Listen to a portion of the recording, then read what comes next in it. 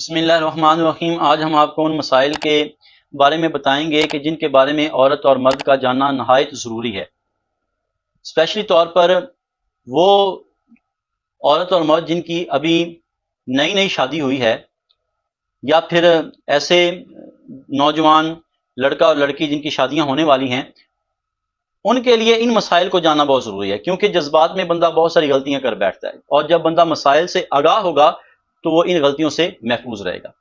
یہ مسائل عورت کے حیض کے متعلق ہیں۔ عرب کے لوگ جو تھے وہ یہودیوں اور مجوسیوں کی طرح حائضہ عورت سے نفرت کرتے تھے، اور اس کے ساتھ رہنا بھی پسند نہیں کرتے، اس کے ساتھ کھانا بھی پسند نہیں کرتے، اس کو دیکھنا بھی پسند نہیں کیا کرتے تھے۔ لیکن جو عیسائی تھے وہ حائضہ عورت کے ساتھ مباشرت کی کثرت کرتے تھے، یعنی اس میں زیادہ مباشرت کیا کرتے۔ تو جب لوگوں نے حضور کی بارگاہ میں آ کے سوال کیا اس کے بارے میں، تو قرآن پاک کی آیا کریمہ نازل ہوئی جس میں اسلام نے حکم دیا وَيَسْأَلُونَكَ عَنِ الْمَحِيضِ، کہ آپ سے حیض کے بارے میں سوال کرتے ہیں۔ قُلْ هُوَ أَذًى، آپ فرما دیجئے وہ گندگی ہے۔ فَاعْتَزِلُوا النِّسَاءَ فِي الْمَحِيضِ، تو حیض کے دنوں میں عورتوں سے الگ رہو۔ فرمایا وَلَا تَقْرَبُوهُنَّ، اور ان کے قریب نہ جاؤ، حَتَّى يَطْهُرْنَ، یہاں تک کہ وہ پاک ہو جائیں۔ اب اسلام نے اس میں اعتدال اختیار کیا ہے۔ جو یہودی کرتے تھے، مجوسی کرتے تھے، اور جو عیسائی کرتے تھے، ان سے ہٹ کر اللہ نے اعتدال کا حکم دیا ہے کہ یہ ناپاکی ہے، اور جب عورت حائضہ ہو تو اس کے قریب نہ جاؤ، جب وہ پاک ہو جائے تو پھر تم ان کے قریب جا سکتے ہو۔ اب اس کے بارے میں آپ کو سب سے پہلے یہ انفارمیشن دے دوں کہ حیض کی ابتدا کہاں سے ہوئی ہے۔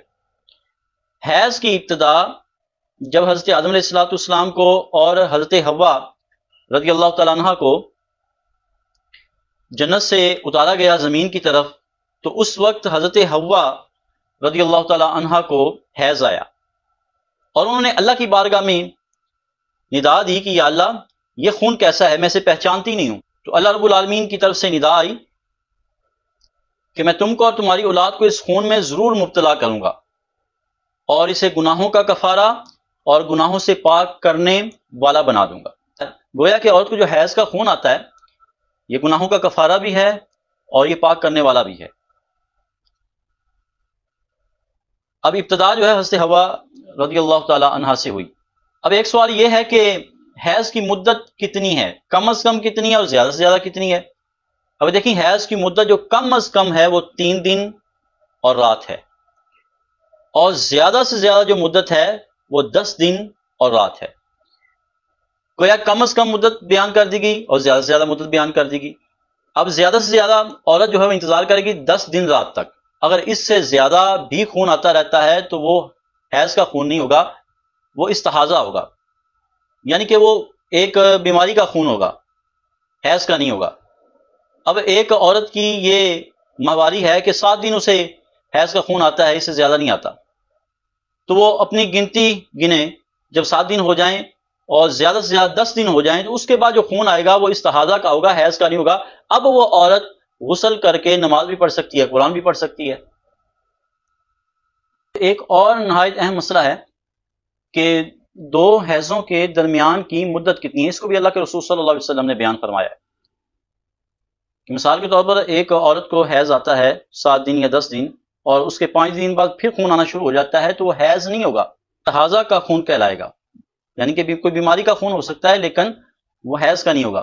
تو اس وجہ سے عورت جو ہے وہ نماز بھی پڑھ سکتی ہے اور قرآن بھی پڑھ سکتی ہے، اور جو اس نے غسل کیا تھا حیض کی مدت پوری ہونے کے بعد، دوبارہ اگر 5 دن کے بعد خون آتا ہے تو اس کو دوبارہ جو ہے وہ غسل کرنے کی ضرورت نہیں ہے۔